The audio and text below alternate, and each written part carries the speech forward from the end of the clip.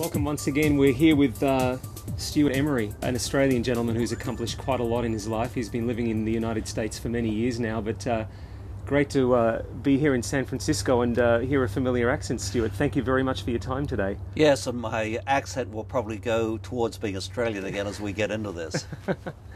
Once again, thanks for your time. We really appreciate you being here. I want to hold up the book here, Success Built to Last.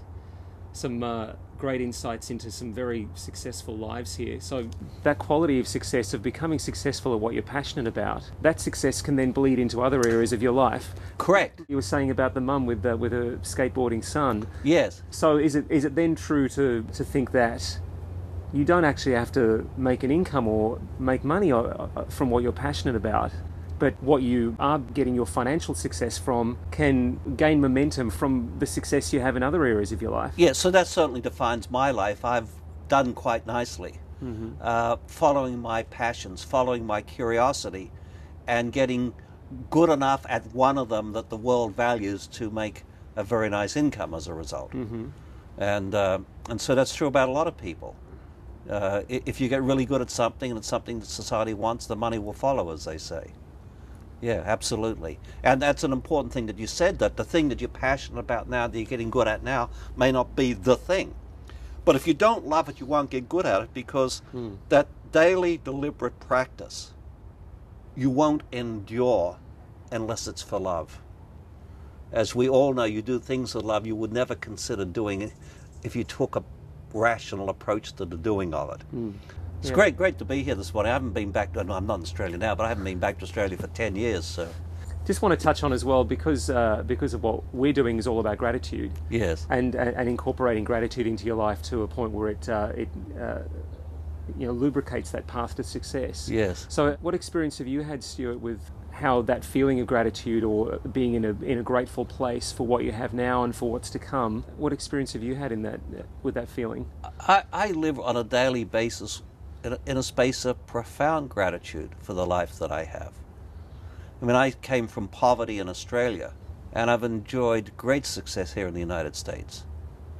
And I live in one of the most beautiful places on earth. I've gotten to make a difference in a lot of people's lives over the years, which I'm grateful for. I don't know whether you ever read Slaughterhouse-Five, Kurt Vonnegut. No. Well, it's about this character who's an optician, and he has this relationship with aliens, the Ultramadorians, and he goes through these horrific experiences in his life.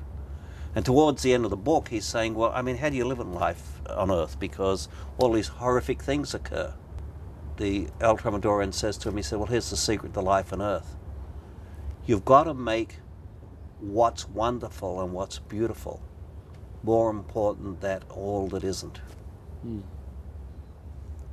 Because, you know, we are literally genetically engineered to manage our lives through negative exception.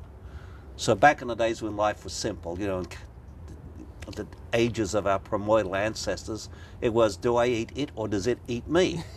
Right? That was the only decision. So as a saber-toothed tiger, you wanted to see that. That was a negative exception. You wanted out of there. And so that's, you know, we talk about that, people reacting to fear and all of those things. So that's a great strategy for physical survival. It's a terrible strategy for being happy. It's a terrible strategy for living a life filled with abiding love.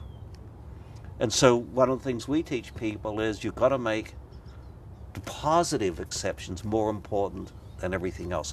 Manage your life through the positive exceptions. And if you do that, my experience is that you actually are filled with gratitude continually.